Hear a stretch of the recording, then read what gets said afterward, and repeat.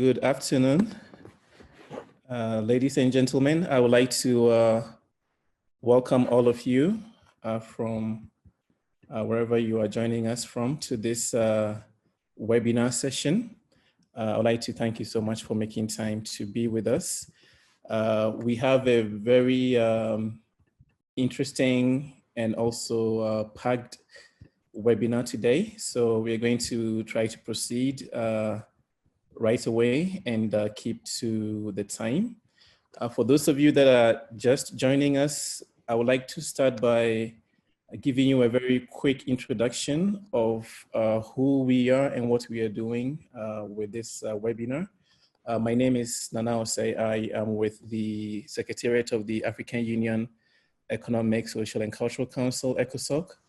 ECOSOC has been running this webinar series together with the African Development Bank through their division on civil society engagement. So the two of our institutions are the co-organizers of this webinar series.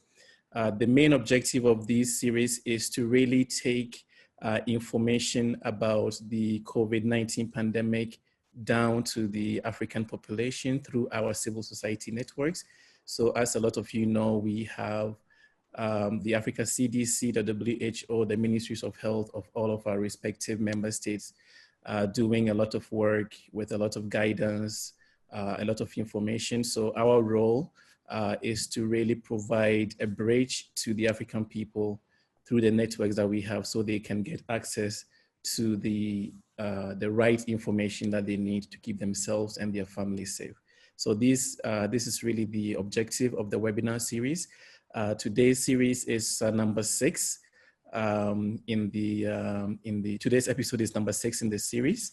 And so we are very pleased to have you. We have a very, very interesting topic that we're going to discuss today. And the theme of the discussion will be looking at the gender implications of the COVID-19 responses. And this is obviously very, very important. It is something that I'm very glad that we've been able to receive the participation of some very, very important presenters today to speak to us about. As you know, all of us, or most of us, are in confinement in our respective homes around the continent. And one unfortunate consequence of the lockdowns and confinement regimes is a very significant increase in gender-based violence, domestic violence. So this is something that we are seeing as an unintended consequence of policy that our governments are putting in place to combat a public health problem. So this is something that we need to really look at. How can we use the weight of civil society to get policymakers to introduce interventions to correct this issue? As we know as well, most of the people that have been affected on our continent tend to be, those that work in the informal sector, people that don't have the luxury or the resources to confine themselves at home.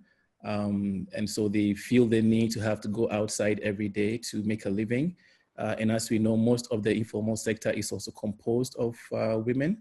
And so this is also another significant implication gender-wise in terms of the policy responses to the COVID-19. And also we know there are areas of specific vulnerability for women within the pandemic. I don't think we've had a lot of discussion around the continent about the status of women in refugee camps, for instance, or women in different internally displaced populations. So there is quite a number of very important policy adjustments that I think need to be made. And so this is really the purpose of today's webinar. We have been very privileged to be joined today as presenters. His Excellency Madam Bineta Diop, who is the Special Envoy for Gender for the African Union. And then also we have Madam Amel Hamza, who is the manager of the gender division within the AFDB. So they will give us their remarks on this topic from the institutional point of view. And then we are also privileged to be joined by two representatives of civil society who will give us the perspective on civil society as well, and share experiences about what they are observing and what they are doing about this. So for these two civil society representatives, we have Madame Simone Assa, who is president of the Women Lawyers Association of Côte d'Ivoire. She is an advocate and an activist in human rights. So she will give us the civil society representative perspective from Côte d'Ivoire. And then we also have Madame Sifi Sosami Dube from Gender Links. She is policy and partnership advisor at Gender Links. So we will hear from these two. And then we also have been privileged enough to be joined by the acting director actually of the Women and Gender Directorate of the African Union Commission, who will also talk to us about what the African Union Commission is doing in terms of gender in this pandemic. So as you can see, it's a very packed program. In terms of how we are organizing today's session, we will start with the main presentations from Her Excellency Madame Diop. She will give us her presentation or her remarks for 10 minutes. And that will be followed immediately by the presentation or the remarks of Madame Amel Hamza from the AFDB. And then we will follow also immediately for 5 minutes each from Madame Victoria Maloka, who is the acting director of the Gender Directorate of the AUC. And then we will hear from our two civil society representatives, as I have described. So the first 45 minutes, let's say 30 to 40 minutes, will be hearing from all of our respective presenters. And then we will open the floor for questions. When the presenters are speaking, we invite you to write your questions directly into the Q&A section of the chat. So in the Zoom system, there is a segment for Q&A, questions and answers. So please go there and type all of your questions there directly. Also indicate to which presenter you're addressing your questions. So if it's to Her Excellency Madame Diop, you can just do @Madame Diop and then you do your question. And likewise for @Madame Hamza, @Madame Maloka, and so on and so forth. We also would like to remind you that these sessions are streamed through our social media platforms. So the Twitter handles are as follows. For the African Development Bank is @AFDB_group, @AFDB_group. And for ECOSOC is @AECOSOC, @AECOSOC. And the hashtag for today's webinar will be #AfricaCSO response, #AfricaCSO response. So please use this hashtag for any communication during the webinar. We also lastly would like to remind you that we have interpretation for the webinar today. So if you look on your screen in the Zoom system, right next to the Q&A, there is a logo for interpretation. So you can click this logo for interpretation and select English or French, and then you will receive the presentation in the language of your preference. So this is the way the webinar will be organized. And so we will proceed directly to the presentations now to hear from our presenters. And I have the pleasure and the honor to invite Her Excellency Madame Bineta Diop, African Union Special Envoy for Women, Peace and Security, to speak to us on this topic. Madame Diop, thank you for being with us, and you have the floor. Thank you very much, Nana, and let me also recognize Madam Hamza, representing the AFDB. And good afternoon, everybody, especially civil society organizations. I really wish to commend ECOSOC and the African Development Bank, both institutions coming together and initiating this conversation, the series of conversation. I think this is very important to make sure that civil society are included, their voices are part of the COVID-19 response. So why? Because I think they are very close to the communities, and we need to look at needs and respond adequately to the community need this time.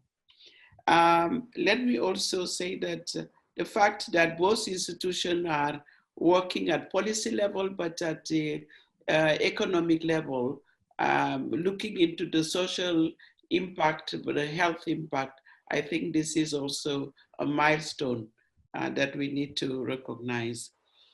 Yes, indeed, COVID-19 is an invisible, disease that we need to respond to, all of us, not just one, but because this is an unprecedented threat in recent time.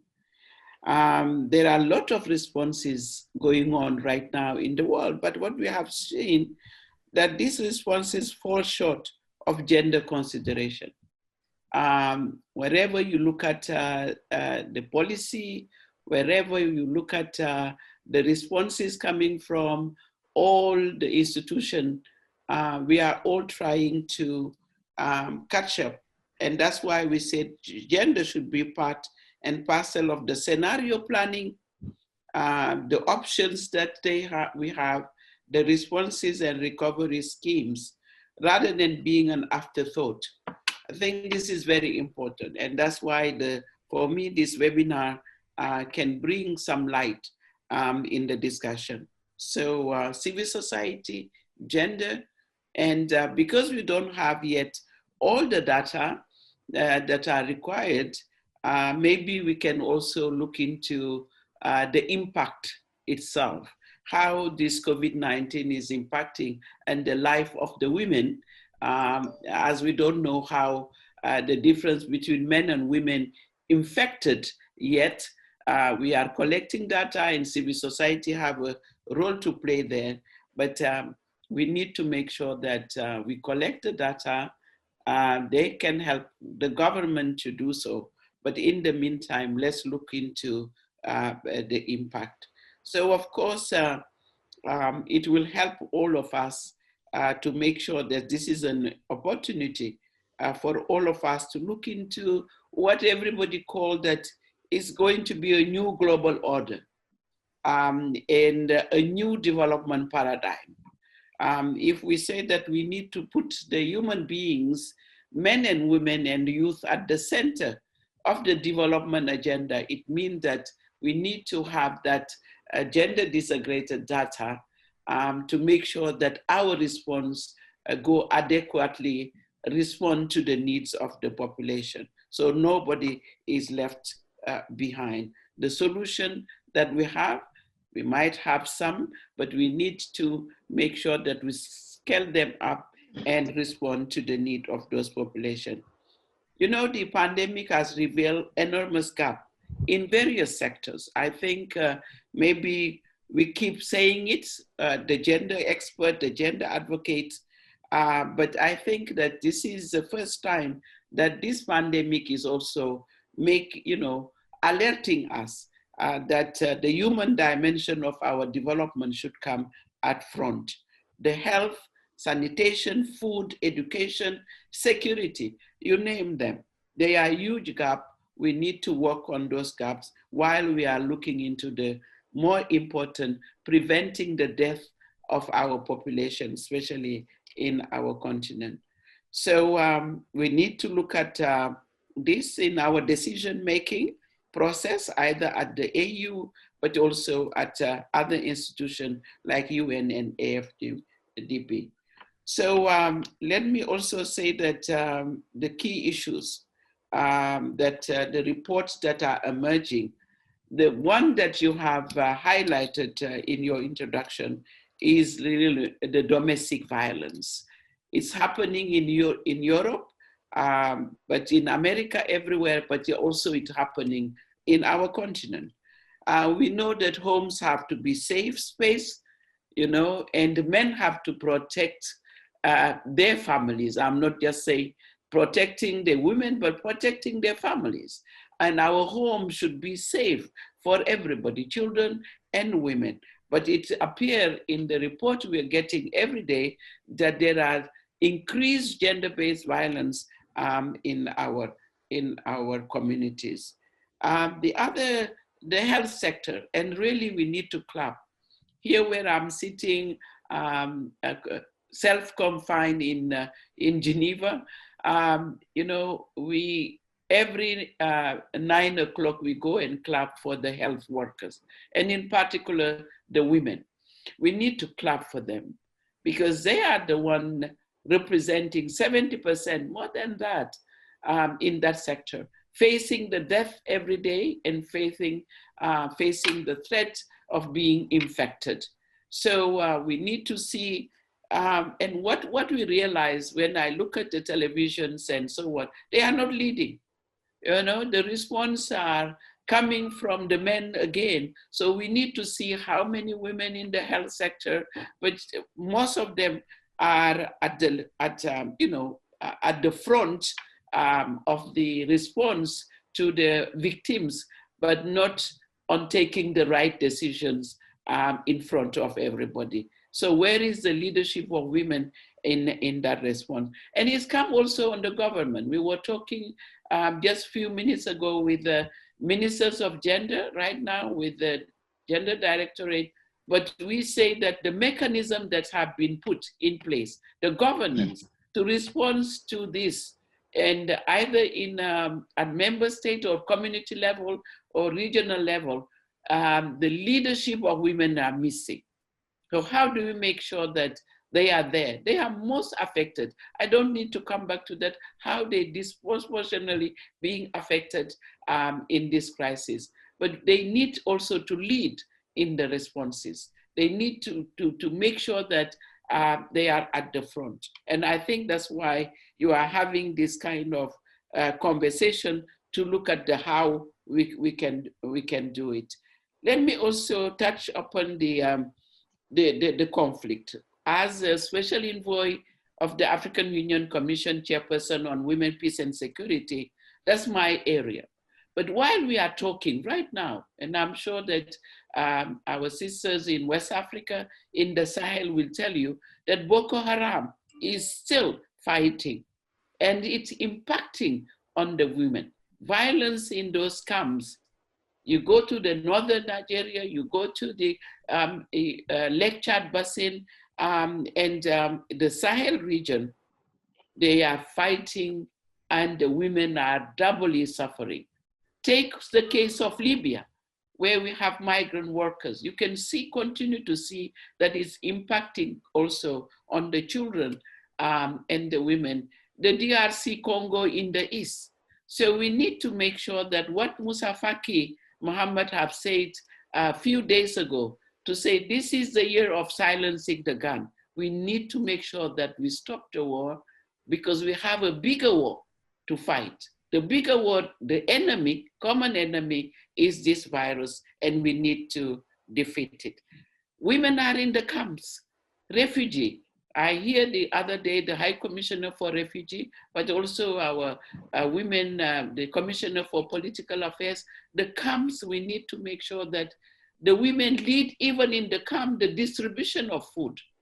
Because we know that this is going to be, the missing link because people will die of hunger maybe.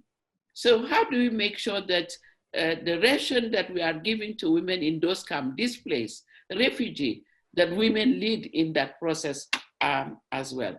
In the agriculture sector, why, 70% again, another figure, but they are the one who produce in the whole value chain of agriculture. They stop now.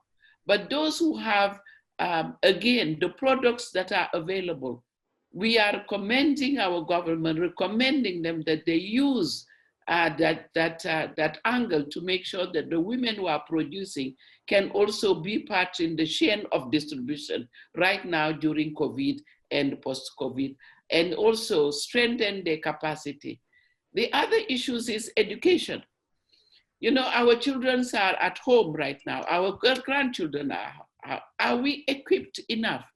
Do we have even the digital capacity that's required? Do we have the technique? Do we have the machine? Do we have the computer, etc.? Everything now, even to talk to you right now, we are doing it on the video. So we need to make sure that the distribution, I have seen right now, then in some houses there are distribution.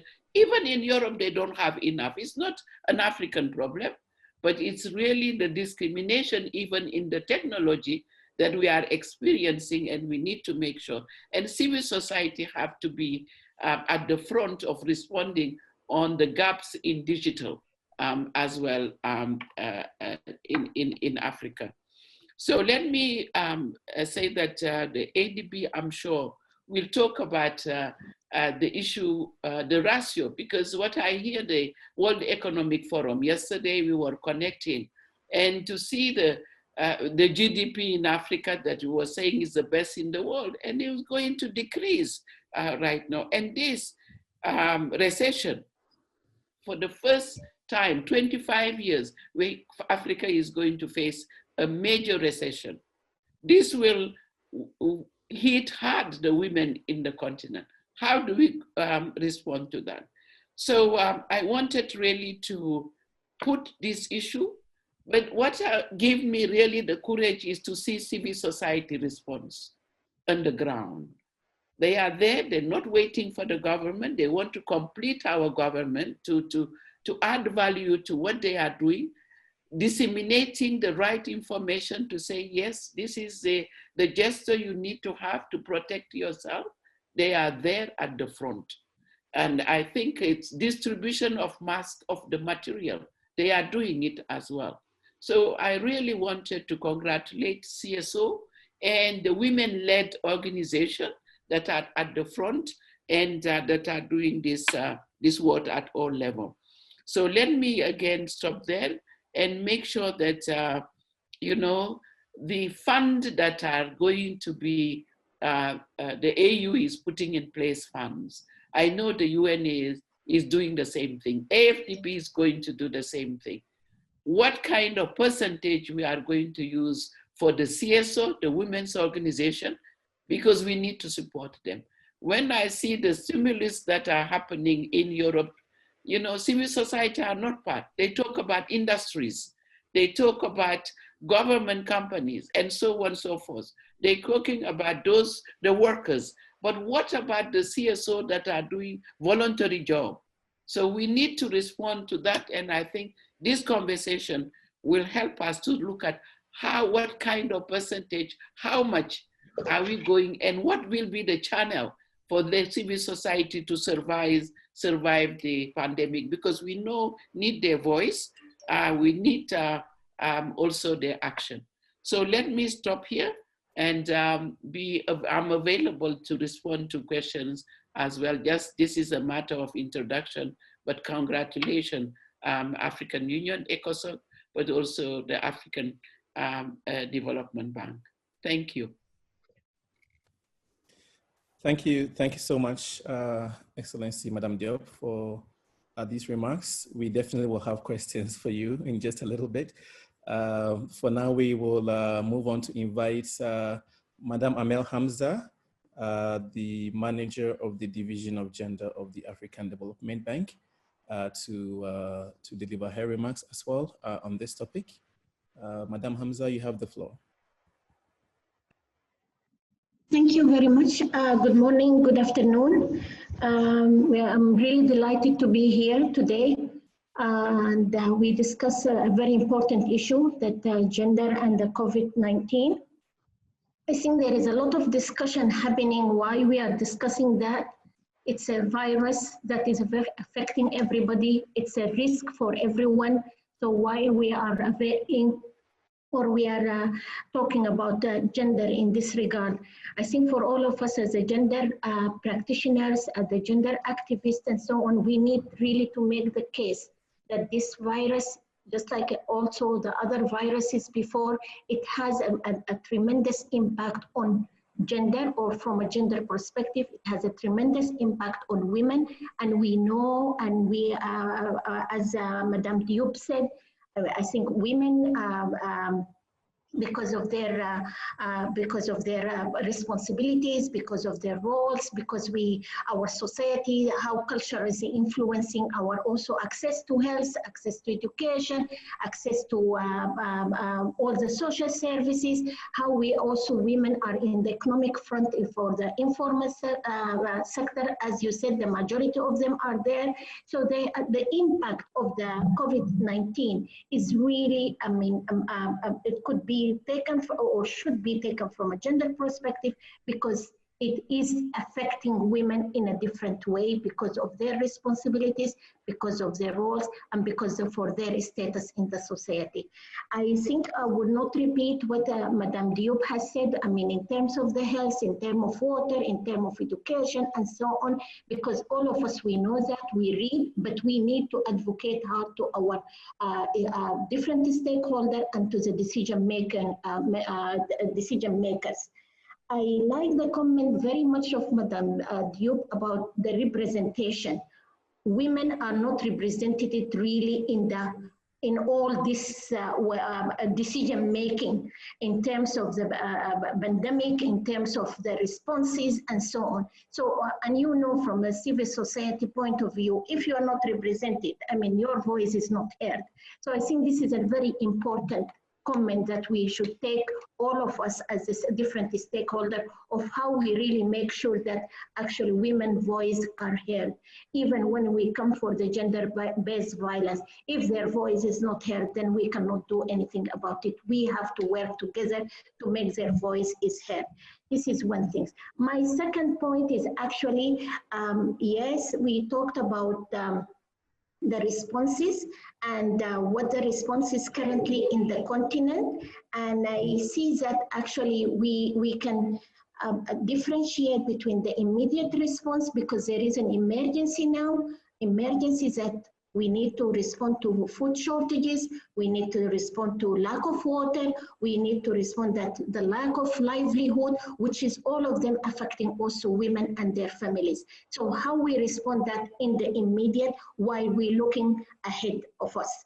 I think for Africa, we had, of course, the Ebola before. I think from that experiences, we have learned a lot, and we should take it on board while we are making our response to the COVID-19. For example, we know from the Ebola pandemic that maternal mortality has increased in these countries because of lack of health services. We don't want an issue like that now. How can then we provide health services that at least it's catered for women's need, maternal need? I mean, this is a reproductive health, while we are also devoting all our health, all our services and all our finances to the emergency. So this is an issue we have to discuss about reproductive health of women, because we don't want to relapse of the current situation, while actually we are putting so much in improving the maternal health for women. Another issue, I mean, I think Madame Diop has also talked about the digital, and unfortunately also the digital maybe in our in the continent, it also has its own limitation. I mean, and this will affect the education, and it will just affect also the dissemination of knowledge, which we need now. So my proposal again, I mean, for the second one on the digital, it is yes about education, but it's also about sharing of information. How can we share information widely? Even when we're talking about gender-based violence, the most important part of it is actually the reporting, is the recording, is the protection. How we can work on these three while we are responding to the crisis. And given that we have confinement limitation, we have a mobility limitation, so how we can respond quickly to this. And I think maybe also from the question, we can get some ideas from the civil society that it can help us. I want to go in a nutshell about the African Development Bank. Of course, we work with our partners, we work with governments, we work with the civil society, with the African Union, with the UN agencies, and so on. So we can at least leverage all this kind of support in a meaningful way, because if we work together, I think we will succeed. If we work alone, we will have our own limitation. So currently, from the gender perspective, we try for all kind of operations for that the bank is doing for emergency to integrate gender at really to be in the core of all our operation or all our emergency operations on the ground, and we are also engaging with our stakeholder of what the best way actually of integrating gender, and what is the best way actually of implementing, because you can integrate at the policy, you can integrate at projects level, but when it comes to the implementation, this is where we need all the stakeholders, I think, to help with that. This is the immediate one that the bank is involved in, is the support to, as I said, to government, UN agencies, civil society, and so on, especially in terms of food security, in terms of health supplies, and in terms of really the basic needs for now. But at the same time, we are in a discussion internally with a different department, with the private sector, and so on. This is the immediate, but what is in the short term, which is actually the restoration of the livelihood of people, the restoration of the livelihood of women, the restoration of the whole society, because the COVID-19, it will change tremendously the way we do business, the way we live our lives. So we need at least to put this in mind for the midterm and long-term interventions. We are working to see how we can support the female SMEs, how we can work with the financial institutions in terms of their support to the female SMEs, because this is, I think, it's one of their things that they will lose their either they will lose their livelihood, or they will it will be in a state of recession, as Madame Diop has said. So we are working with the financial institutions. We are working, as I said, with the SMEs to see, after the crisis immediately, how we can restore the whole economic crisis. I think I will stop here. And I think I agree that we have a lot of gap in terms of information, the disaggregated information. We have also, we would like to know more from the governments about their protection and protection program and safety net, because this is an area where we have to support them in it, and if and to make it more gender responsive policies. And this also, I think we need to work with our stakeholders on that. I think I will stop here, and then maybe we'll leave it for the rest for the discussion. Thank you. Thank you so much, Madam Hamza. I hope that our participants from civil society are taking as many notes as I am, and hopefully kind of thinking through, some of the potential civil society responses. I think both Madam Diop and Madam Hamza have given us some direction in terms of where they see civil society really coming in and supplementing or leading.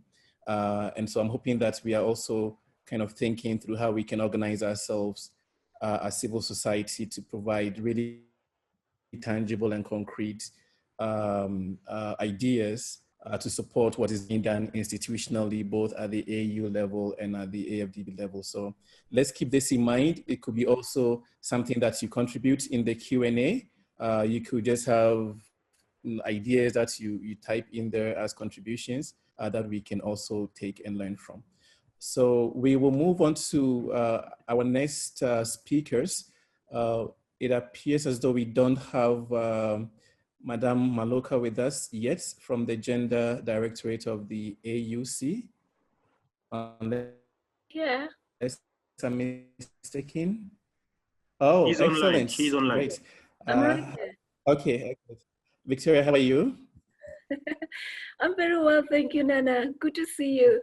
Great to see you. Great to see you. And I'm happy to give you the floor now to give us some thoughts on the topic, particularly from the point of view of the AUC. You have the floor, Victoria. Alrighty. Thank you very much, Nana. Good afternoon, dear colleagues, Excellencies, Madam Diop, Hamza. Thank you so much for inviting the Gender Directorate to be part of this discussion.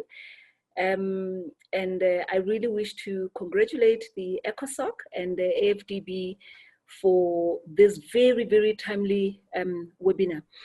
I would not speak generally on the AU responses, but just allow me to focus much more on the issue of gender-based violence.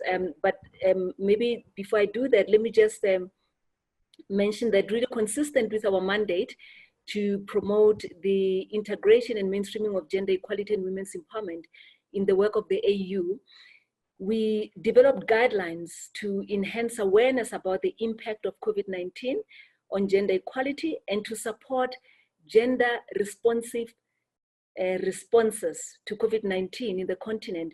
And these are obviously complement the responses that are there already by the AU under the leadership and coordination of the Africa CDC. It's also important also to mention that the AU already recognizes gender equality as the cornerstone of its development agenda. So it makes sense really that gender equality is also at the center of its COVID-19 responses, because this has the potential to impact really on development and has really, really serious implications. And it has really the potential to reverse some of the gains that we have already made in this regard. Now, with regard to our gender responsive responses to COVID-19, our overall and overriding principle is that COVID-19 is not a point in time pandemic. It is not static, it's a continuum, because the continent has experienced, pandemics before, and we will continue to experience many others in the future, really God forbid. And invariably, women and girls will be disproportionately affected as they are now during COVID. And therefore, our responses at all times must ensure that women and girls are at the center of the emergency preparedness and responses plans, as well as at the long-term recovery plans to already build resilience against future shocks. So firstly, in defining our responses, we also felt that it's really important that we highlight the importance of gender dimensions and really highlighting that a gendered perspective in the analysis and responses to this pandemic and many others will assist member states, civil society and all the other stakeholders in designing and implementing, as well as monitoring and reporting appropriately on different measures that are being implemented. And we know for sure that this will improve the outcomes for people affected by the virus, and it will also contribute in saving lives in the continent. Secondly, Madam Diop has mentioned this, we are aware that there is scarcity of data on the effects of COVID-19 on women and girls. And in this regard, the guidelines also encourage member states to collect gender disaggregated data.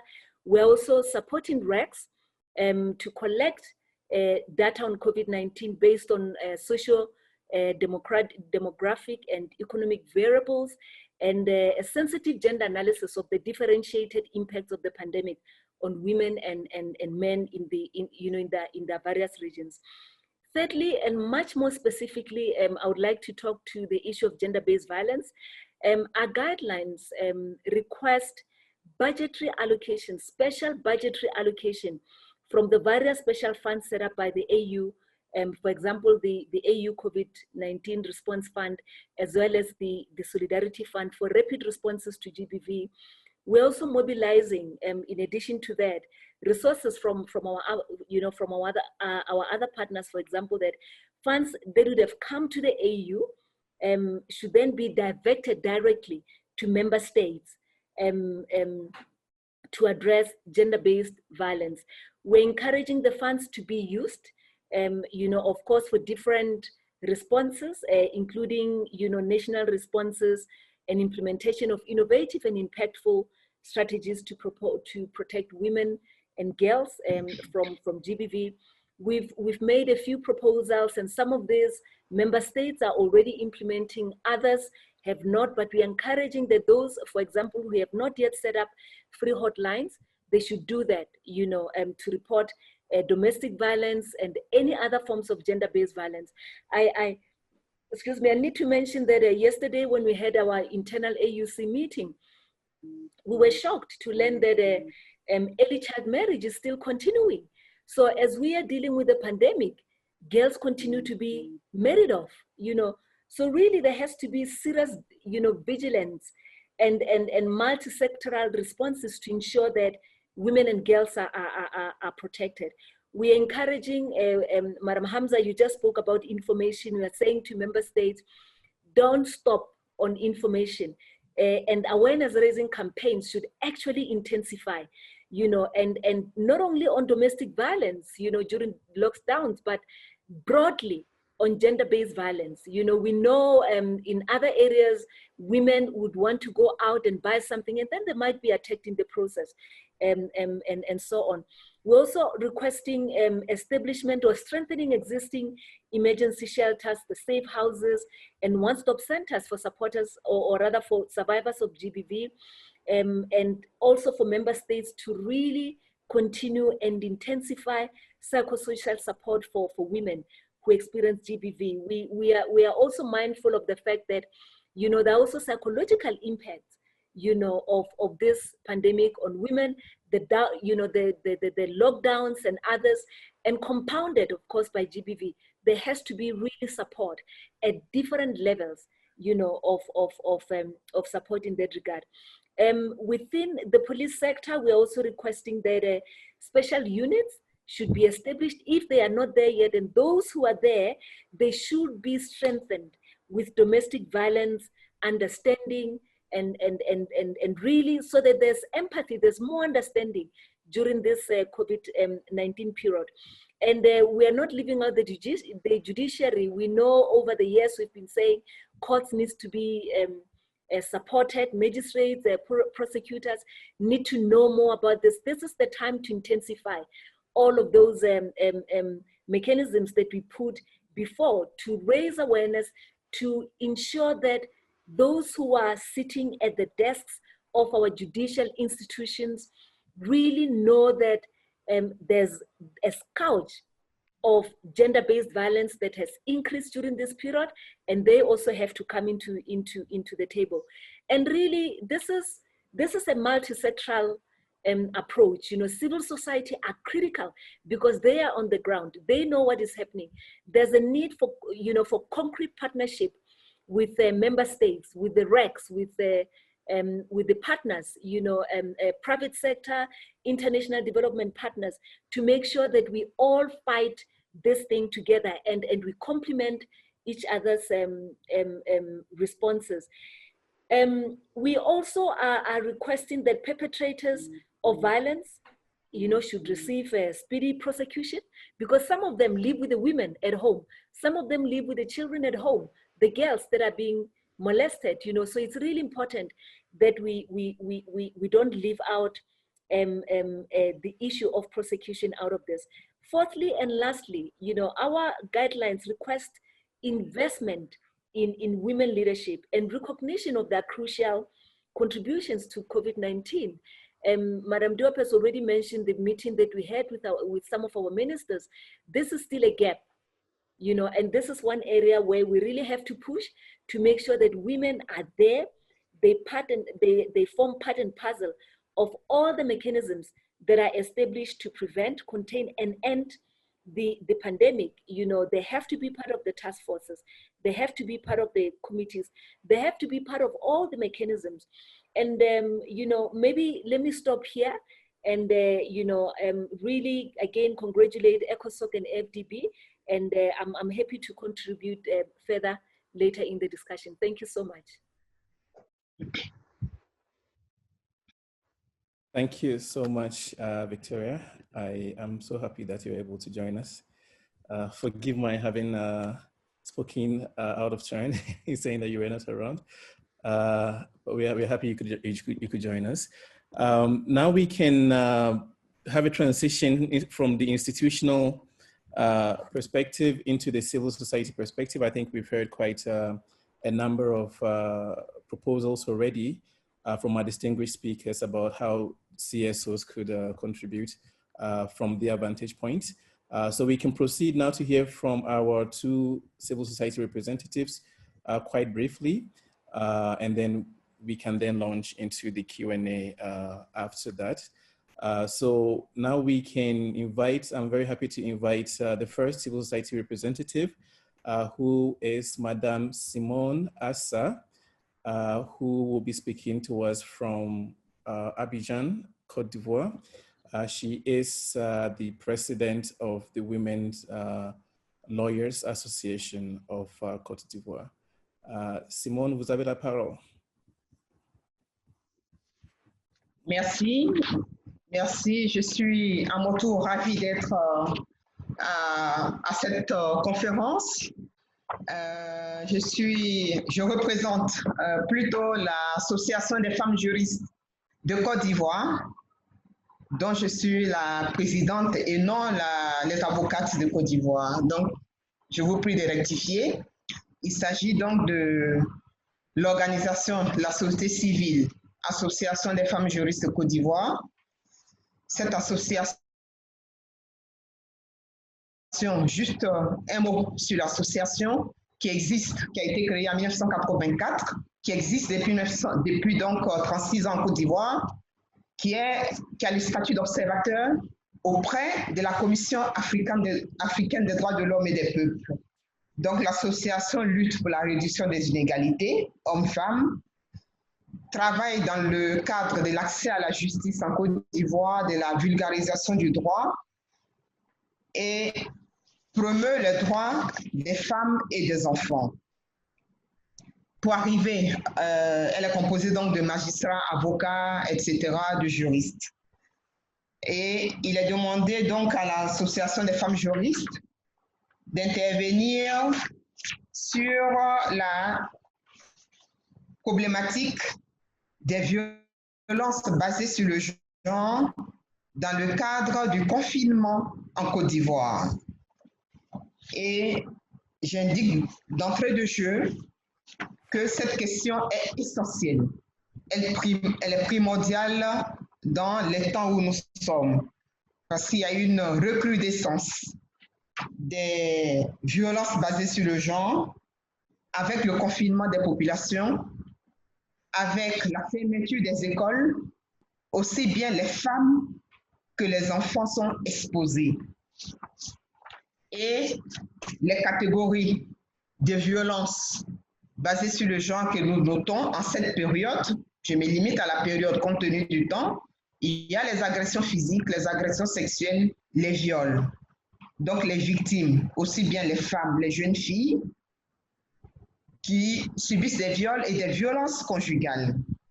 Donc les enfants avec la fermeture des écoles, des violences aussi bien à la maison que dans les quartiers.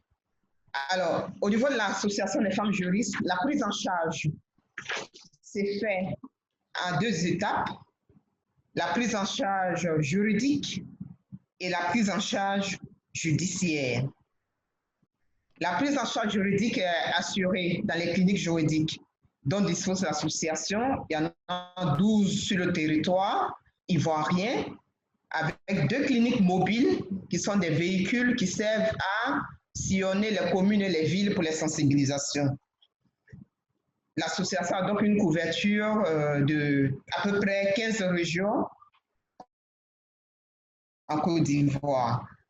L'assistance juridique donc s'est fait dans cette période à distance avec des contacts téléphoniques lorsque les cas sont référencés qui permettent donc d'orienter la personne, la victime, sur ce qu'elle peut faire, l'orienter vers les commissariats pour porter plainte, l'orienter vers les médecins pour un certificat médical et l'aider donc à avoir des soins et un suivi. La prise en charge judiciaire comprend donc l'accompagnement et selon la disponibilité des ressources, il y a la prise en charge des frais de justice. Donc, il y a un besoin de financement des ONG en général et de l'Association des femmes juristes qui est sur le terrain même en période de confinement.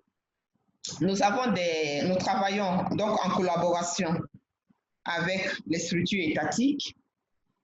Avec le nouveau code de procédure pénale en Côte d'Ivoire, l'Association des femmes juristes se constitue partie civile dans les procédures et accompagne judiciairement les victimes pour veiller sur la procédure, pour veiller à ce que les procès aillent à leur terme et pour encourager les victimes à porter plainte et à suivre les procédures.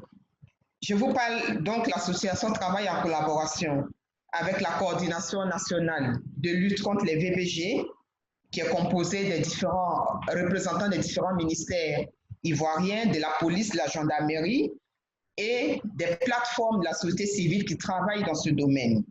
Il y a également le secrétariat d'État auprès du ministre de la Justice chargé des droits de l'homme et la Commission nationale des droits de l'homme, dont l'Association des femmes juristes est en réseau avec cette structure pour avoir le référencement des cas.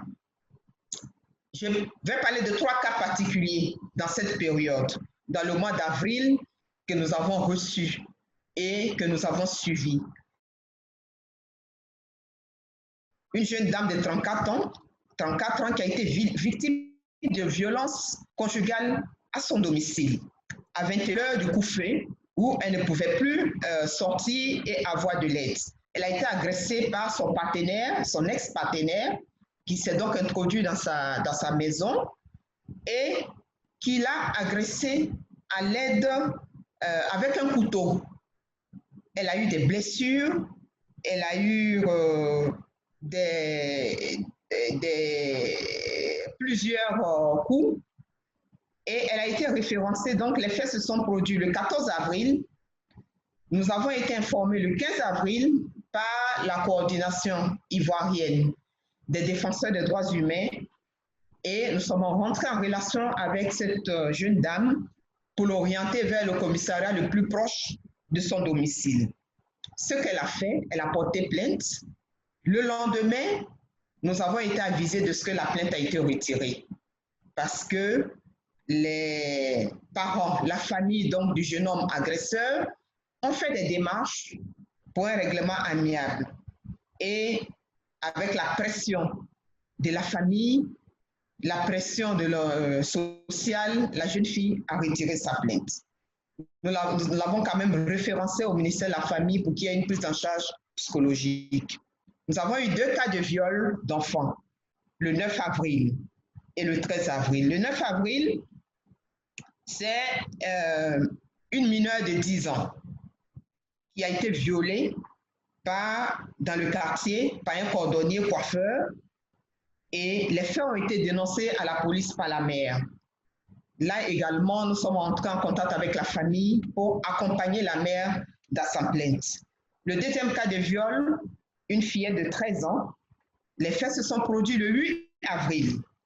L'auteur est un adulte de 25 ans, vendeur de poulet et de poisson braisé. Et il a violé la petite donc dans son local commercial. Dans les deux cas, les auteurs ont été appréhendés et ont fait l'objet donc de déferment au parquet du procureur de la République du quartier. Et l'association des femmes juristes est donc en relation avec les maires qui ont dénoncé les faits et qui ont porté plainte pour pouvoir les accompagner dans cette procédure, pour que cette procédure arrive à son terme. Les difficultés donc, il n'existe pas en Côte d'Ivoire de centre d'hébergement, des victimes, des centres d'accueil des victimes. Et nous sommes confrontés à cette difficulté où les victimes de viols, notamment les femmes, sont obligées de demeurer dans leur milieu de vie, d'être donc toujours sous l'influence de l'auteur des faits, d'être sous l'influence de la famille, et cela gêne la prise en charge juridique de ces cas pour que les procédures aillent jusqu'à leur terme. Et je vous ai parlé du cas de du premier cas où sous la pression, elle a retiré sa plainte. Mais c'est parce qu'elle demeure en famille. Elle est sous influence. Donc, rapidement sur les recommandations, compte tenu du temps, j'apprécie les interventions institutionnelles qui ont insisté sur la prise en compte du genre dans le plan de riposte, ce que nous ne voyons pas assez actuellement. Donc, cette prise en charge, cette prise en compte peut se traduire sur le terrain par l'accompagnement de la société civile pour faire la prévention, pour faire la sensibilisation, pour faire la formation et donner les informations sur les modalités de prise en charge des cas que nous avons. Un besoin de centre d'hébergement des victimes, cela est très important, surtout en cette période de COVID-19 et de ripostes que les États préparent. L'absence de centre d'hébergement pour accueillir les victimes est une faiblesse dans le système et dans l'accompagnement des victimes. Comme je dis, qui demeurent toujours sous l'effet de sous l'intimidation de tout genre de la famille et du partenaire. Elles demeurent fragilisées et sont toujours exposées. Les enfants à la maison, c'est également une difficulté. Donc voici brièvement présenté les éléments que j'ai notés par rapport au thème. J'espère être resté dans les 5 minutes. Je vous remercie. Thank you so much. With that, we will proceed directly into the Q&A. I believe that we were not able to be joined by our second representative from civil society. That gives us about 30 minutes to touch on the main questions. I've been looking at the questions as they come in. I've been trying to group them into thematic baskets that can be addressed by our presenters. One of them, one basket I can put together is around coordination of policy. I think that there is a lot of contributions around how different member states do different things, different policy actors do different things. So I guess I can have a question for our presenters around policy harmonization and coordination.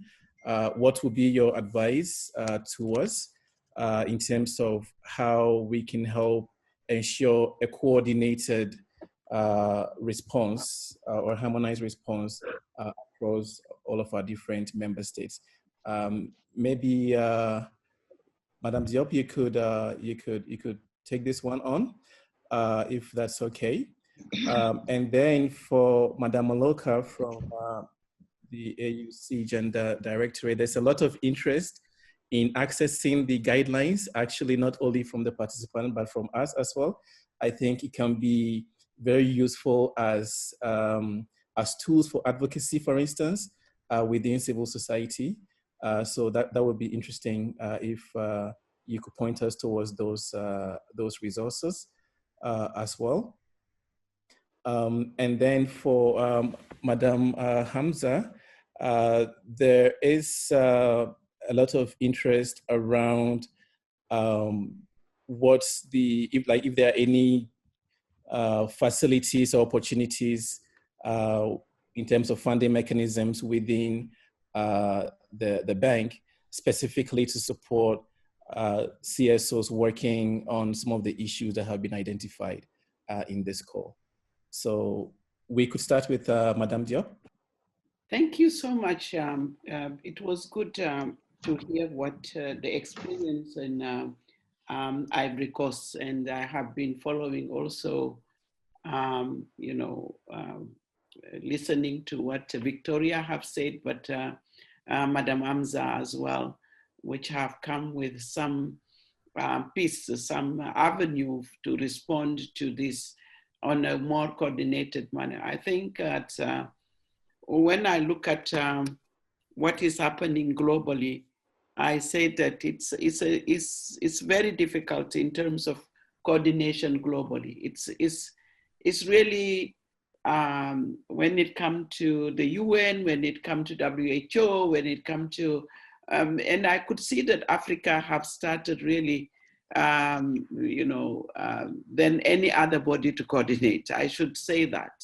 I could see the leadership of our head of state coming together and talking together in one voice with the UN sitting at the table, CDC at the table, AFDB at the table, ECA at the table. I think it's we are showing to the world while everybody is isolating, everybody is shutting their doors, and we are using really Africa solidarity in this context. So now, when it comes to the gender issues, I think that we need to make sure that the institution, because we had already the platform in the Beijing process, whereby people have been working together, AFDB, AU, and UN on gender equality with all our ministers of gender.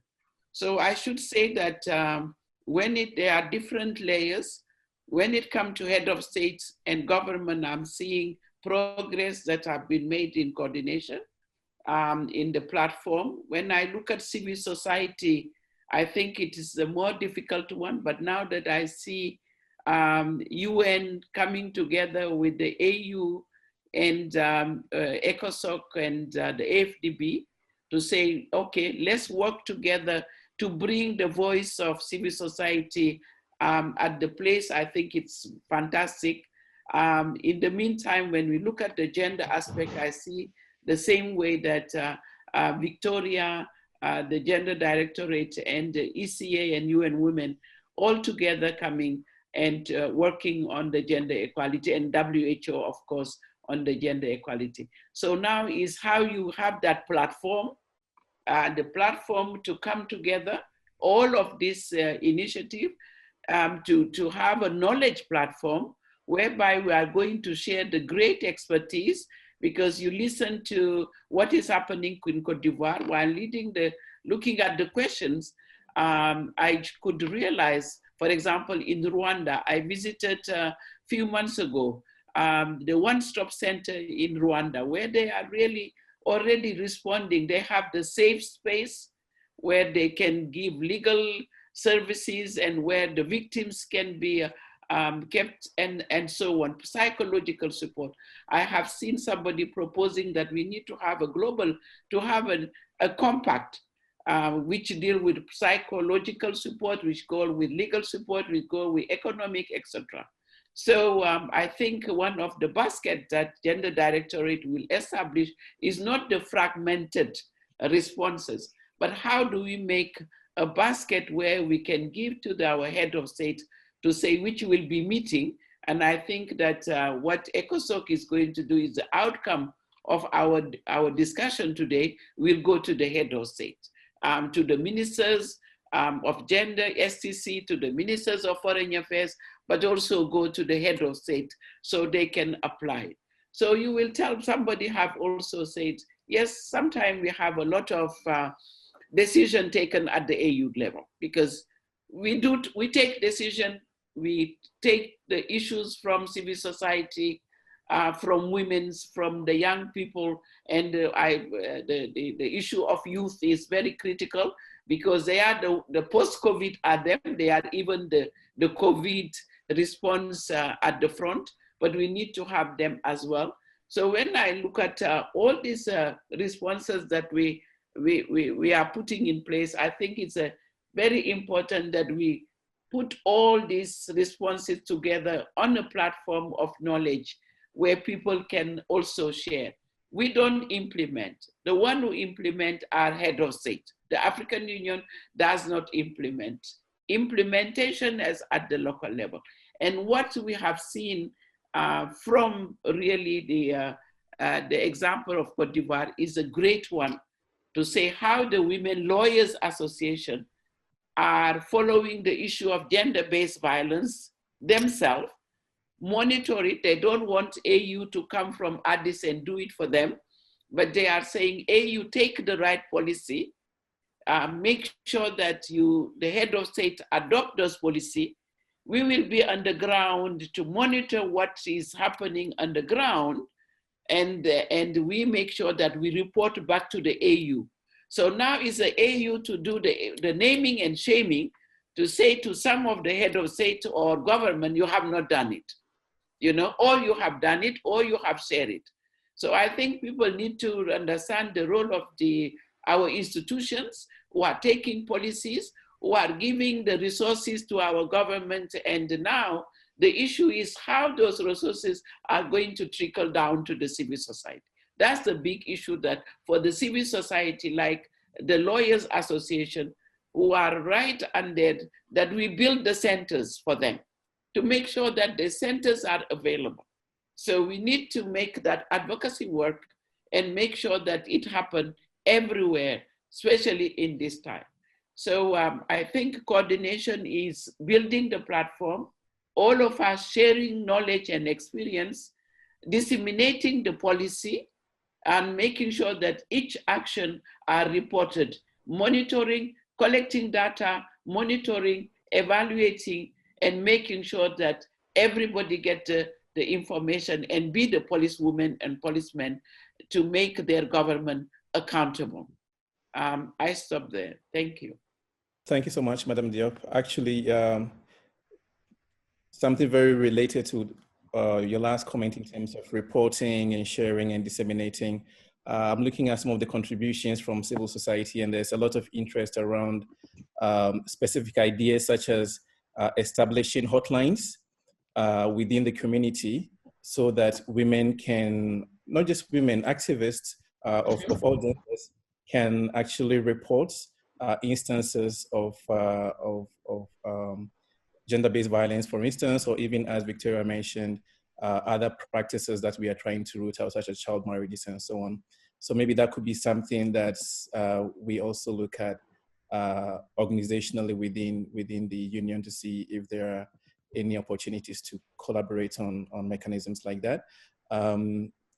With that, I will hand over to Madame Maloka from the AU Commission to respond to her question.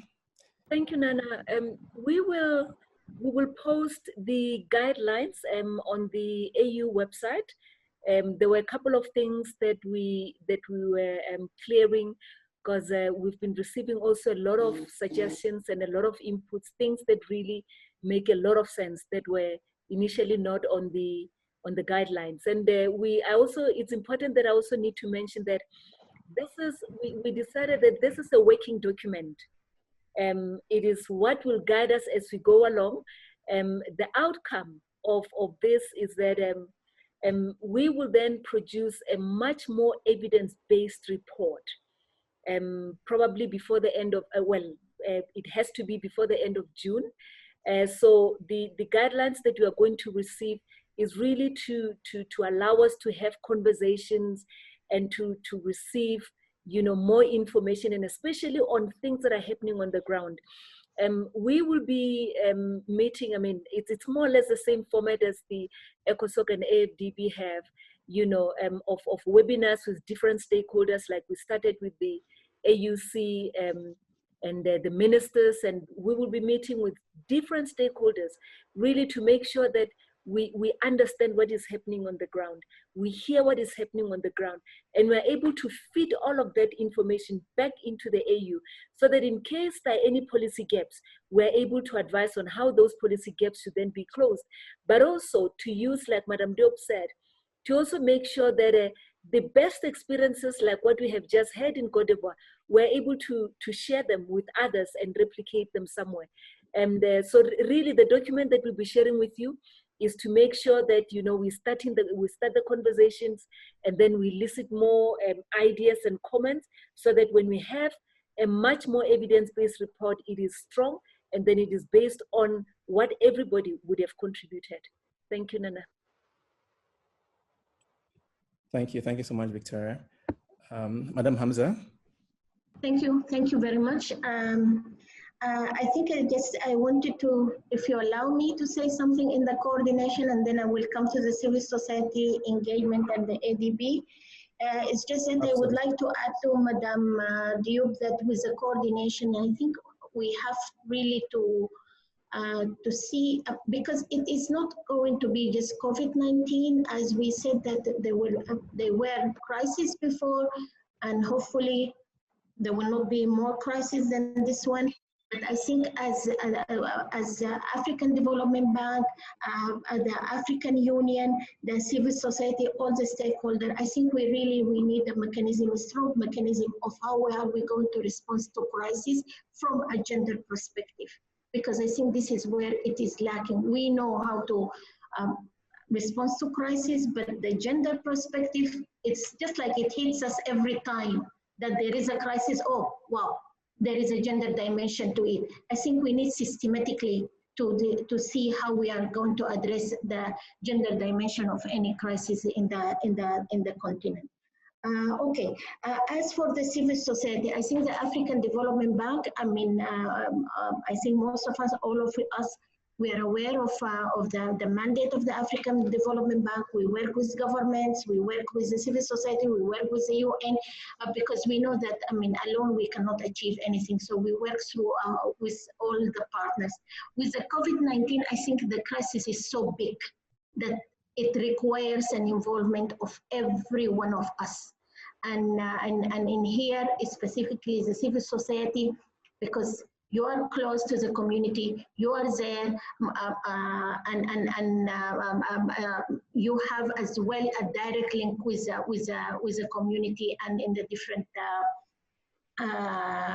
societies.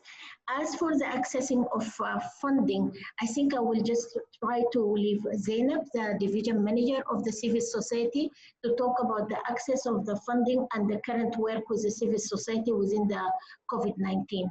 Zainab, is over to you. Thank you very much, Amel. Thank you to Brian's intervention from the panelists. I will shift in English, in French. Donc, pour ceux qui n'ont pas l'heure, donc je vais shifter en français pour répondre à cette question spécifique de qu'est-ce que la banque fait, quelles sont les réponses en direction de la société civile. J'ai vu que Mme Bineta Diop a vraiment mis l'importance sur l'appui à la société civile. Il faut dire que la Banque africaine de développement, nous avons eu une démarche proactive pour adresser l'engagement de la société civile dans la réponse du COVID-19, et car nous savons que la société civile est au front sur le terrain pour agir auprès des populations, pour aider les populations à faire face à cette pandémie, parce que la société civile est dans son rôle régalien, parce que la société civile n'attend pas les institutions comme nous, la Banque africaine, la Banque mondiale ou les Nations unies ou EU, pour travailler sur avec les populations sur lesquelles elles travaillent depuis, voilà, par rapport à ces missions. Et donc, nous, dans notre réponse, la réponse que nous avons proposée, nous proposons à la banque, c'est comment engager la société civile. C'est à 3 niveaux. Le premier niveau, c'est déjà la réponse globale de la banque en direction des pays. Amel vient de dire, la Banque africaine de développement, nos partenaires principaux, c'est les pays. Nous avons d'autres partenaires sur le terrain comme la société civile, le secteur privé aussi, qui est un des moteurs de la croissance du continent avec laquelle la Banque travaille beaucoup. Pour ce qui est de la société civile, nous avons dit, bon, la Banque, à travers les mécanismes d'appui aux pays, va intégrer la société civile au niveau des pays. C'est ce que nous proposons. Donc, cette porte d'entrée au niveau des pays, c'est-à-dire qu'au niveau de toutes les représentations nationales de la Banque dans les pays, nous allons essayer de voir comment les réponses qui sont données aux pays puissent aussi impliquer la société civile comme acteur de mise en œuvre, comme implementers partners sur un certain nombre de volets où ils ont des capacités, des compétences, mais ils ont une valeur ajoutée et un comparative advantage que d'autres acteurs n'ont pas, parce que dans ces temps de confinement, c'est ces acteurs qui peuvent toucher les populations à la base, pendant que les autres sont enfermés et cloisonnés. Un autre volet de la réponse, ça sera comment, à travers les fonds que nous sommes en train de mobiliser, parce qu'il y a différents types de fonds au sein de la banque, les trust funds qui existent, comment nous allons, à partir de ces trust funds, essayer d'engager la société civile à travers, nous sommes en train de négocier des pourcentages ou bien des mécanismes de financement direct des activités qu'elles sont en train de faire. Parce que nous avons, depuis le début de cette crise, reçu beaucoup de demandes de la société civile sur le continent, les organisations internationales basées dont les antennes sont en Afrique, mais aussi les organisations au niveau national, l'association des femmes, comme les associations des femmes juristes dans d'autres pays, pour voir comment les supporter dans leurs activités. Donc, nous sommes en train de voir comment, à travers les différents mécanismes financiers qui vont être déployés dans les pays, au travers les bureaux de pays, comment un pourcentage peut être dédié directement aux actions que la société civile est en train de mettre en œuvre dans le cadre de ce COVID. Comme elles l'ont toutes dit, les intervenants, c'est vraiment une situation majeure. Nous sommes en train de faire face à l'urgence, mais nous sommes aussi en train de réfléchir à un mécanisme périn de support de la société civile et non attendre de travailler de façon ad hoc de cette manière. Il faut que nous arrivions à une systématisation de la collaboration avec la société civile dans les réponses à nos situations d'urgence. Merci. Thank you so much, Madam Toure, and good to see you again. Actually, I just wanted to add that the topic of our last webinar was specifically on this issue of resource mobilization for civil society organizations that are active at this time. And so I believe that we have a transcript or a link of that conversation that we had yesterday that we will be also committing to disseminating among the group this time around as well. There are quite a number of questions, Madame Diop, around the issue that you initially raised, but which has also been reinforced by our other speakers, which is around the absence of women leadership in the responses. There's quite a number of questions around here. I'm going to take different questions and then lump them together into one question, so you don't have to answer everyone. But this is something that is very, very, it seems it's a matter of great concern to all of our participants. So the idea that I'm getting from these questions is that the fact that we don't have a lot of women in leadership positions for the COVID response is only a function of the wider reality that we just don't have a lot of women leadership, period. So in what ways should we, as institutions, the AU and the AFDB, be ensuring that our member states commit to affirmative actions to promote women leadership, just generally speaking? Because if you have more women in power, then we will, by default, have more women responding to the pandemic as well. And here, I just also wanted to get your thoughts quickly, because I think in the analysis that we've seen, some of the countries that are led by women leaders, I've read about New Zealand, for instance, Taiwan is another, Germany. It seems as though the responses there are going, well, quite well, or at least much better than in many of these other places. So what lessons do you think can be drawn from this as well? So I will have you maybe attempt that. And then for Victoria, we have a comment specifically around legislation to more or less compel women's leadership in post-conflict situations. So reference has been made, for instance, to the United Nations Security Council Resolution 1325, which devises a role for women or ensures participation of women in post-conflict situations. So do we have such a charter or a continental legislative framework to compel the participation of women, such as this particular Security Council resolution? And if not, is that something that we should be looking at? And then to Madam Hamza, again, I think your last response has answered already a lot of the other economically related responses. But I think one thing that has come up is the fact that even in terms of gender-based violence outside of the home, so where you have a conflict between the authorities trying to reinforce their stay-at-home policies against the population, again, there too, women are more disproportionately affected, because as we've seen, a lot of the the informal sector is composed of women, so they have this obligation to go out there and make a living, and therefore they are more disproportionately the demographic that is caught up in these conflicts with authorities. So what advice do you have for our member states in terms of recognizing these dynamics as they try to obviously reinforce or the adherence to their stay-at-home measures? So we could start with Madame Diop again.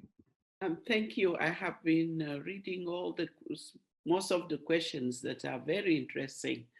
But on this leadership issue, let me just say, first of all, that in general, there is a leadership deficit, and somewhere, somehow, globally, when responding to this. We did not preempt that this was coming. It was in China. People were dragging. Leaders were saying it doesn't exist. So there was a denial. So there was a lack of leadership, a deficit in this. That's why we are where we are. And we were not able to prevent the way that it should be. So we are questioning the whole issue of multilateralism, how to respond to crises like this when it comes with the one voice. Is Europe, is America, is Africa. So all these questions are coming on our plate. Why are we not responding it rightly as it should be? So now when it comes to our continent, I think we have a lot of policies when it comes to gender equalities and women's empowerment. Maybe I should speak in French, because it's better also for our francophone to get ourselves in French and English. Il y a beaucoup de lois. Ce n'est pas ça qui nous manque, surtout au niveau des décisions qui sont prises à l'Union africaine. À chaque sommet, nous voyons les chefs d'État dire la parité, et c'est la mise en œuvre qui ne laisse à désirer. Par exemple, si nous regardons le pays, le Rwanda, qui a presque 50-50, 50-50% dans les parlements, décisions, etc., la volonté politique de mettre en œuvre, quand on voit en Éthiopie qu'ils disent que maintenant, dès le nouveau gouvernement a mis en place la parité dans le gouvernement, c'est la raison pour laquelle on voit une présidente, la seule qui existe actuellement, nous dire qu'elle est allée la semaine dernière visiter les quartiers qui en ont besoin, les femmes et les enfants, pour faire rapport et nous dire ce qu'elle envisage de faire. Donc, je pense qu'il y a des États qui sont en progression, Je dirais que l'Afrique n'est pas, c'est le monde entier, le glass ceiling. Les États-Unis, pareil. Donc, ce que nous devons faire au niveau de notre continent, c'est de pousser. Et c'est ça le rôle de la société civile. C'est de faire en sorte qu'on puisse collecter, parce que les lois sont là. Il y en a qui l'appliquent, d'autres qui ne l'appliquent pas. Il y a des programmes qui sont mis en œuvre pour le empowerment. Récemment, nous avons même créé un consortium, une plateforme des femmes leaders. Et leaders, je ne dis pas seulement en top. Hein. Ce que je veux dire, leaders, il y en a aussi au niveau grassroots. Les femmes qui sont dans l'agriculture, qui sont là tous les matins, mais qui n'ont pas accès à la terre. Pour moi, c'est ces femmes-là qui sont des femmes leaders.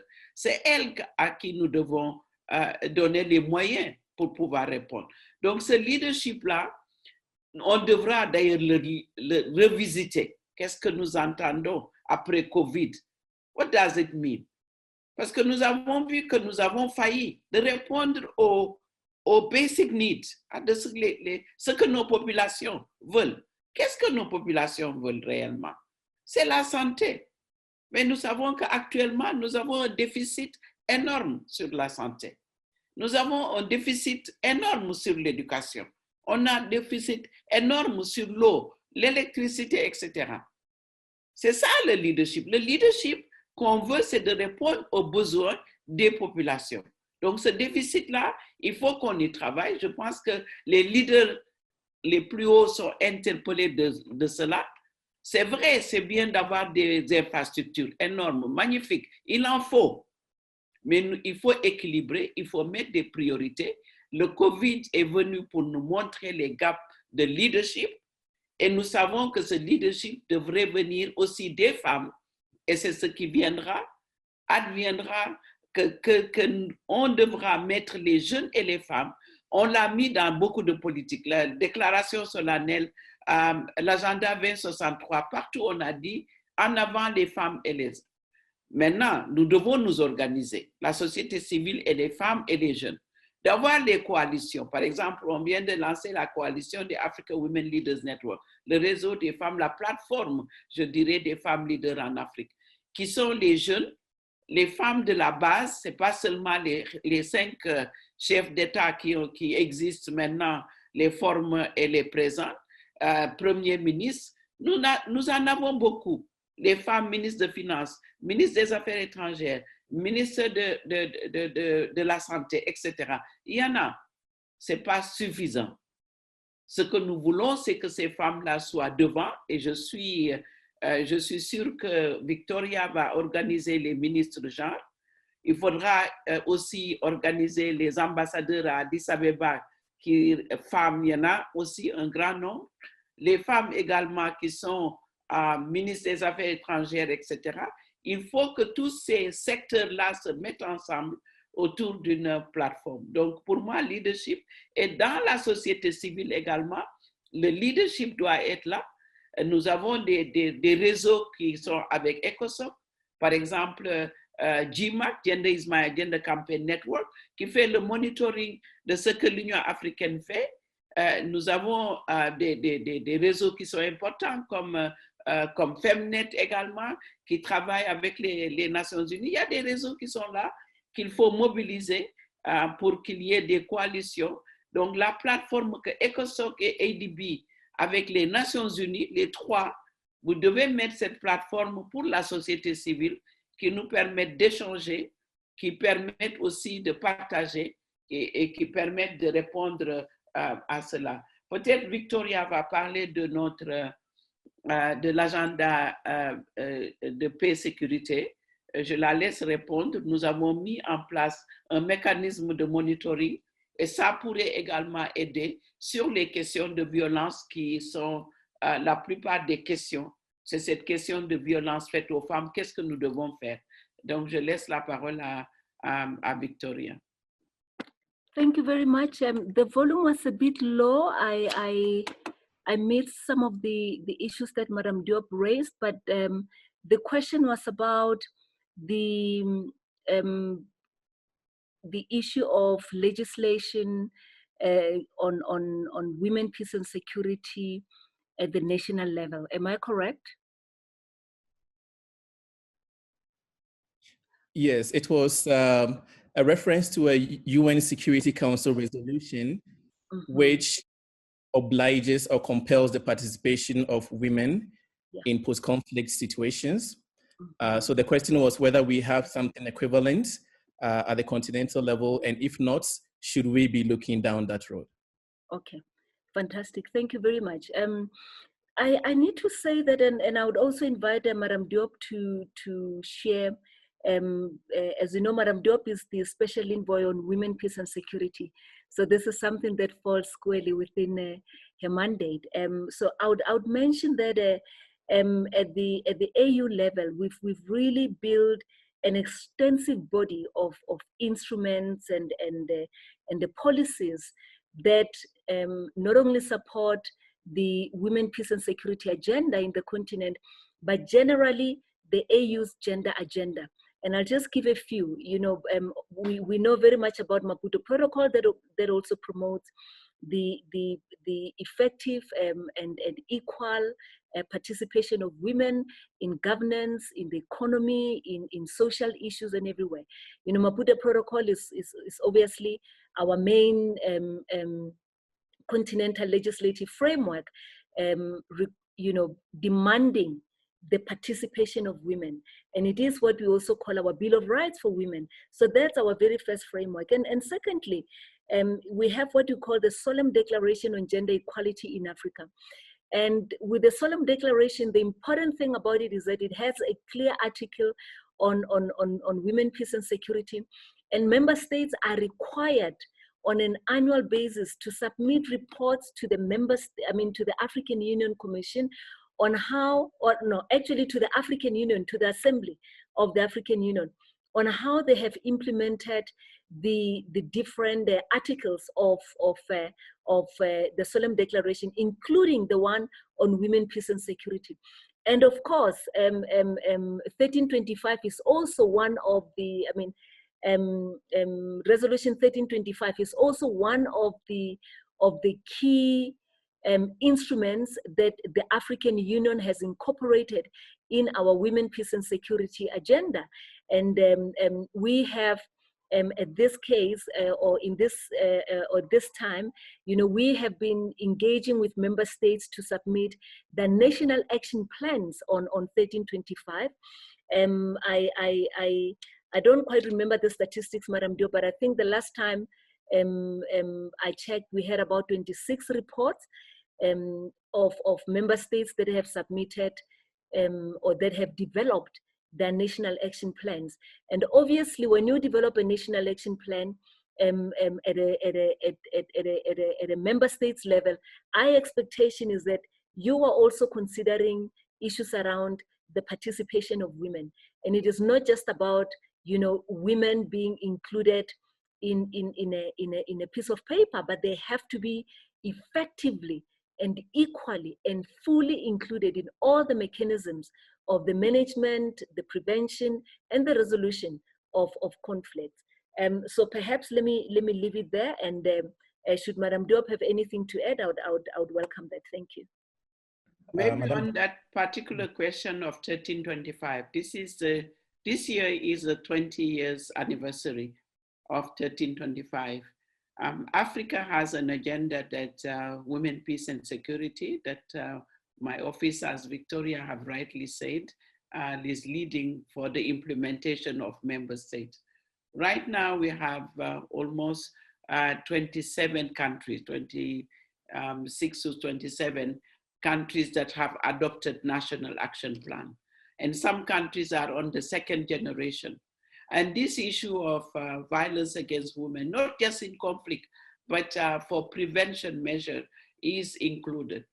So we have put in place what we call an indicator, a framework for member states to make sure that they can report every year. We have issued the first report. It's not just looking into the gaps, the challenges, but also sharing good practices. So maybe that first report will be shared through the platform, and that's why the platform is very necessary.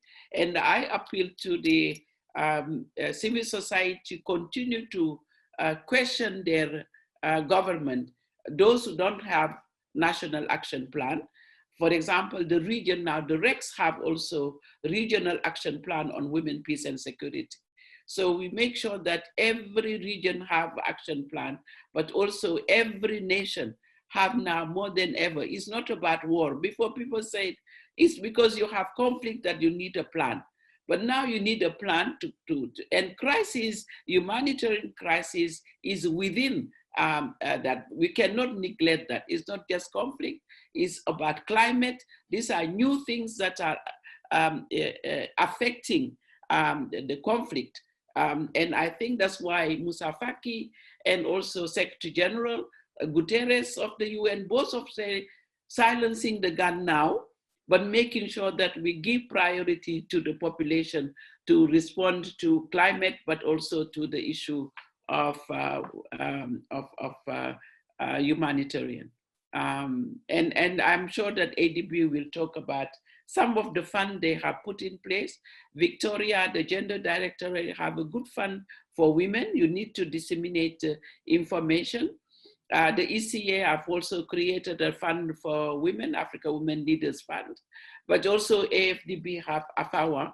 Those are some of the funds that people need to know how to access those funds. And now we have civil society between ECOSOC and AFDB, especially AFDB, talking about funding. So I stop there, thank you. Thank you so much, Madam Diop. We have one more question that Madam Hamza is going to address for us. And then after that, we will have the last question. I think we are a little bit behind time because of the high level of interest in today's topic. We have a question that will invite Madame Simone from our civil society organization in Côte d'Ivoire to respond to close the Q&A. So Madame Simone, si vous m'entendez, the question is, what mechanisms can be put in place, particularly digital interventions, given that we are all sitting at home, you can't move. What digital solutions can we put in place to ensure that women and girls and the whole society have the opportunity to report instances of gender-based violence? So maybe you can think through that, and then after Madam Hamza's intervention, you can close us with your response. So with that said, I will invite Madam Hamza to give us her intervention. Thank you very much, Nana. I think the question is about actually the women and in the informal sector and the confinement and the violence that they get because they are exposed, they have to go out and so on. I think with this point, I just want to make two points here. One, I think some of us, we are still in denial about the COVID-19. And I think it's a time that we have to be very serious about it, as we are saying that there is an increase of cases every day. So, and this is where all of us, we have to play a role to bring this reality to everybody, that actually COVID-19 is a very serious crisis, and it's hitting the continent right now. My second point is about actually now we are working with governments in so many operations. As I stated before, we have emergency operations, and we have also interactions with the governments in the continent. All of them, they are really trying hard to see how they can actually support their people, how they can support the most vulnerable group. What I see right now is there is a great focus on social protections and social safety net. And I think with here, there are also another two dimensions. Do governments have a strong policy on social protection and social safety net? Because if we have a strong policy and a strong implementation, that's mean whatever the ADB is putting to support the governments in Africa, it will go down, or it will reach the most vulnerable group. If we don't have a solid policies, I think this is the time that we work with the governments and with the African Union to have a solid social protection and social safety net policy and implementation. we have, I think, to emphasize on the issue of the implementations, because as the previous speakers, they said, we have policies, but sometimes it's with the implementation. So all our response to COVID-19 with governments are dealing with the social protection and social safety net. And we believe that it will actually support the most vulnerable group in our societies. I see as well as just a comment from the comments that the written comment. There are actually very good kind of proposals that at least for the African development, but we can take on board, like about the farmers, the women farmers, the storage for food, the food security, and so on. We can actually strengthen our the gender integration, or how we integrate gender in our response or in our interventions with the governments. So, and I stop at that. Thank you. Thank you. Thank you so much, Madam Hamza. I think our participants will be very encouraged to hear that. So we can now go to Madam Simone Assa to give her intervention on the question that was asked. And then after which I will come back and wrap up the session. Madame Assa. Oui, merci bien. Alors, ce à quoi je pense, c'est l'institution d'une ligne de téléphone, une ligne verte, gratuite, parce qu'aujourd'hui, même dans nos campagnes, les gens ont le téléphone, les femmes ont le téléphone, les enfants ont le téléphone. Cette ligne pourrait permettre donc de dénoncer les faits et contacter. Donc, si la société civile peut avoir à sa disposition une ligne de téléphone verte gratuite qui est diffusée partout dans nos réseaux et auquel les victimes pourraient recourir, donc pour référencer, pour dénoncer les cas de violence dont elles sont victimes. Juste ajouter à ce qui a été dit par les femmes juristes, c'est également cette campagne qui se fait pour criminaliser donc le viol. Je crois qu'il y a des questions qui viennent autour de cela, et également que les autorités judiciaires et les autorités aussi, que ce soit la police de sécurité, que tout soit autour de cette question pour répondre à ces violences. Il y a certains pays tels que le Sénégal, qui ont mis en place donc des lois pour criminaliser. Ce n'est pas le moment de sortir les violeurs de prison.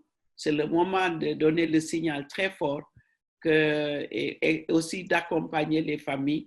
Donc, c'est tout un écosystème qu'il faut créer pour répondre aux besoins de ces femmes qui subissent les violences également. Maintenant, comme l'a dit quelqu'un, les maisons, c'est le lieu de travail.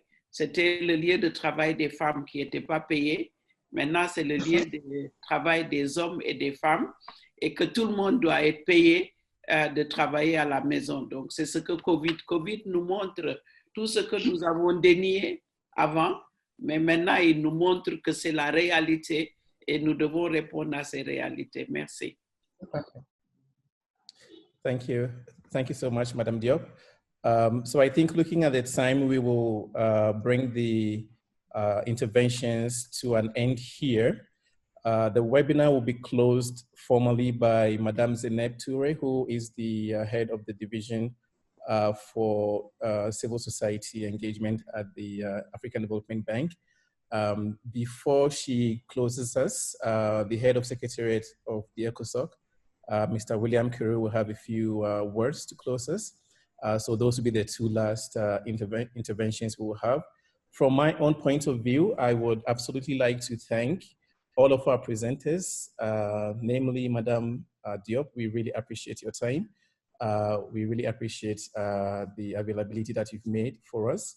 And similarly for Madame Amel Hamza as well, for Madame Victoria Maloka, who used to be our neighbor back at the commission. We are very happy to see you today. And also to Madame Zeynep Toure for the collaboration that you have availed to us with this webinar. We really appreciate that. And also, last but not least, obviously, Madame Simone Assa for really bringing in that important perspective from civil society. I think for us, our role as ECOSOC is really to be a bridge between our institutions and our civil society. So we just want to reiterate our readiness to you, so you can avail us, our structures and our networks to reach the civil society of the continent at any given point in time, not only on this pandemic, but also beyond. For our participants, we thank you so much for being here and for the active participation and interesting questions. We know that we're not able to reach most of the questions, so we will again compile the questions, and we will hope to have the continued availability of our presenters if we need to reach them for to address some of the last questions that might be quite important. We will take together all of the outcomes that we've gathered in this webinar, as well as the previous ones, into a documented form that, as Madame Diop has advised, we will then present to the policymakers and also to the civil society. So again, I thank you so much from my own point of view, and I look forward to seeing you next week. I just wanted to say also that relative to the question that was asked to Madame Simone about digital interventions, this is actually, it happens to be the topic of our next webinar next week, where we'll be looking at how do we utilize technology and ICT, particularly in a time of lockdowns and confinement. So this is just a plug for next week's webinar, and again, all of you are invited. So with this, I will hand over to William to give us his closing remarks, after which, William, I will ask you to please hand over to Madame Zeynep Touré. Thank you very much, Nana. And let me also take the opportunity to join you in expressing our thanks and appreciation to our various speakers today. The gender issue is indeed a critical issue in response to COVID-19. And I am very happy that our technical, competent speakers have done justice to it by sharing various perspectives on what needs to be done and how civil society can also play an imperative role in this response. For institutions like us working at the policy level, this weekly interaction has been a platform for us to learn from our various civil society organizations that are working at the ground, who are involved in practical day-to-day intervention at the ground. And it is important to note that we have learned a lot from your input, your contribution throughout this process. And we want to assure you that as a policy institution, we will take all on board and then bring it at the level of the policymakers so that we're able to direct the discussions and our response that where things supposed to be. My take home from the presentation and even the contribution is the emphasis, the continuous emphasis on a well-coordinated multi-stakeholder approach in our response to COVID-19. And I think this is something which continuously coming out in every presentation, that we need to work in a much more coordinated fashion as various stakeholders in our response to COVID-19. And I'm pretty sure that we will continue to bridge that gap as ECOSOC and working with other development partners in bringing some of these issues at the level of the policy makers. So I want to say thank you to the various civil society organizations that are continuously joining us on a weekly basis. We want to continuously be learning from you. If you have additional input, please send through our email addresses. We will document all together, and then we will definitely bring it at the level of the policymaker. So I want to thank you all, and thanks once again, Anna, for moderating the session. Thanks to our speaker once again, and I hand over to Madam Zainab for our closing remarks. Thank you. Thank you very much, William. Thank you also to Nana for this great moderation. I would like to congratulate our two brilliant panelists, Madam Bineta Diop from AU and my colleague Amel Hamza from the African Development Bank. Thank you so much to Madam Victoria from the Gender Directorate of AU. And thank you so much to our civil society organization representative, Madame Simone Assa, de l'Association des femmes juristes de Côte d'Ivoire. On devait aussi avoir Madame Dubé from Gender Links in South Africa pour la perspective Civil Society from South Africa, parce que nous savons que l'Afrique du Sud reporte actuellement des cas en progression de gender-based violence, et c'est dommage que nous n'ayons pas pu l'avoir sur ce panel à cause des problèmes de connexion. Vos remarques, Madame Simone, à ça, nous ont été très, très pertinentes parce que ça nous a donné les faits concrets. Parce que nous, les institutions, nous avons un peu des évidences au niveau des pays, mais vous, à travers des faits concrets, ça nous ramène à la réalité de la question. Merci beaucoup pour ces informations concrètes et ces témoignages très poignants. Comme je le disais, depuis le début de la pandémie, la Banque, à travers la division société civile, est engagée dans une dynamique d'engagement avec la société civile pour identifier toutes les opportunités où nous pouvons engager la société civile dans la réponse globale dans la lutte contre le COVID-19. Donc, outre cette campagne menée de webinaires menée en tandem avec EU, ECOSOC, nous avons aussi développé une approche globale au sein de la banque pour que les réponses de la banque intègrent la collaboration avec la société civile. Au niveau de la banque, nous allons publier très bientôt, d'ici la fin de ce mois, bon, on est déjà à la fin du mois, dans les jours à venir, notre newsletter qui s'appelle Voice of Citizens in Africa, la voix des citoyens en Afrique. C'est un journal que nous publions régulièrement au sein de la banque et auprès de nos partenaires sociétés civiles. Et nous allons mettre en lumière toutes les best practices de la société civile sur le continent. Nous avons commencé à identifier un certain nombre d'entre elles et nous allons les mettre en lumière à travers cette newsletter qui va être publiée bientôt. Et nous avons aussi commencé à répondre aux sollicitations de la société civile sur un certain nombre de questions, surtout les thématiques sur lesquelles elle veut qu'on s'engage plus, sur lesquelles elle veut qu'on développe plus, qu'elle aient des informations sur ce que nous, la banque, faisons, ou aussi ce que EU fait.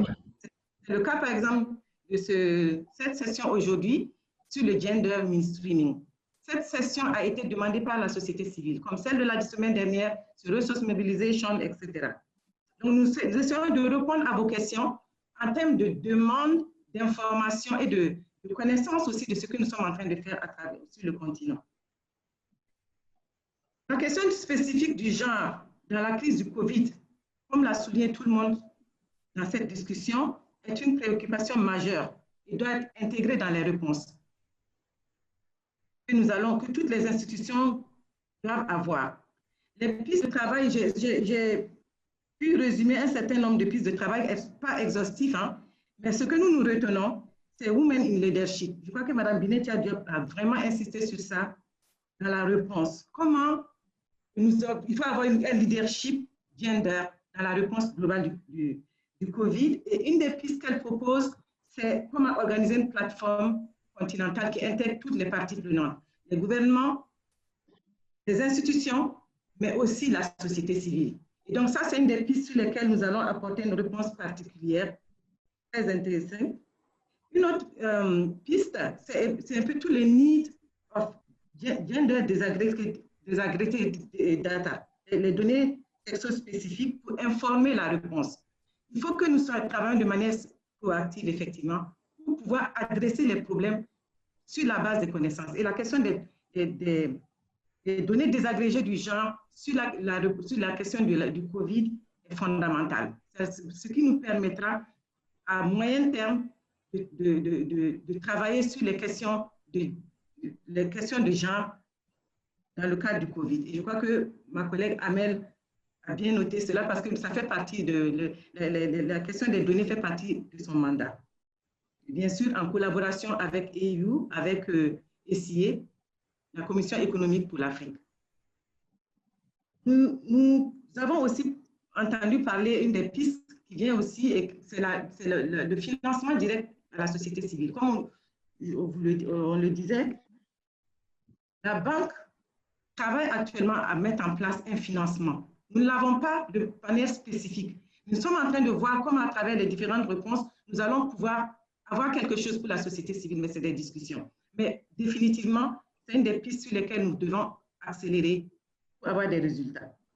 Et aussi, un des points qui a été soulevé, une des pistes, c'est le multi-stakeholders partnership dans la réponse au niveau national. Gouvernement, société civile, institutions. Et dans le cadre d'une plateforme unifiée, au niveau, pour pouvoir harmoniser, parce que beaucoup de choses se font dans les pays, mais nous devons venir en termes de groupe unifié au niveau des pays, parce que c'est là que les problèmes se posent, c'est là que les réponses doivent venir. Donc, ensuite, en tout cas pour ce qui est de la banque, par rapport à ces questions qui viennent d'être soulevées, les différentes pistes que nous avons notées, et je suis sûre que d'autres pistes aussi vont pouvoir s'ajouter par la suite, nous allons travailler avec EU. Et puis aussi avec ICA, pour voir comment nous allons adresser ces questions-là, différentes questions, chacune par rapport à ses rôles et responsabilités sur le continent. Donc, je vais terminer en remerciant les organisations de la société civile qui ont participé à ce webinaire aujourd'hui. Elles sont très nombreuses. Je crois que c'est la première fois, Nana, que nous avons une si, William et Nana, que nous avons une si large audience. Ça montre que la question du genre dans le COVID préoccupe la société africaine et nous sommes très, très contents de voir ça. Et donc, nous voulons remercier toutes les organisations qui ont répondu présent et qui ont participé et qui ont voulu intervenir, mais qui n'ont pas tous pu intervenir, mais dont on n'a pas pu adresser toutes les réponses, les questions, mais que nous allons le faire aussi à travers nos moyens traditionnels de communication.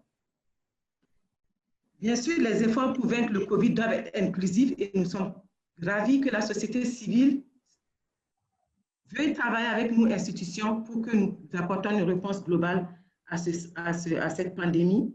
Et sur ce, je vous remercie et vous donne rendez-vous pour la semaine prochaine pour le prochain webinaire que nous organisons. Luther vient de me dire qu'il est le maestro de ça au niveau de la Banque africaine de développement, il faut le dire. Luther Yamero qui est toujours derrière, mais c'est lui qui est au devant de tout cela, vient de me dire que ce sera jeudi au lieu de vendredi, Nana. C'est ça, parce que vendredi serait férié. Et donc, nous allons le faire vendredi prochain sur des questions d'accès à l'information et des questions d'accès au niveau digital. C'est ça, Nana? Le thème? Oui, c'est ça. C'est ça, n'est-ce pas? OK. Sur ce, merci et au prochain webinaire, à vendredi, j'espère vous voir autant nombreux. Merci à nos panélistes, merci tout le monde et bon après-midi.